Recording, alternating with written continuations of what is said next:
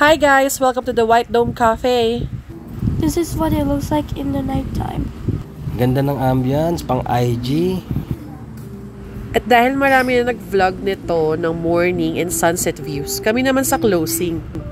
Para makita nyo yung difference kung ano yung tsura ng the White Dome.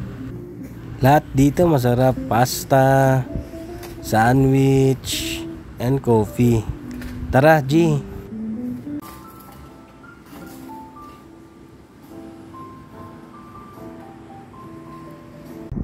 Mayroon din silang toilet outside. And this is the alfresco. Malamig. Tagaytay feels talaga.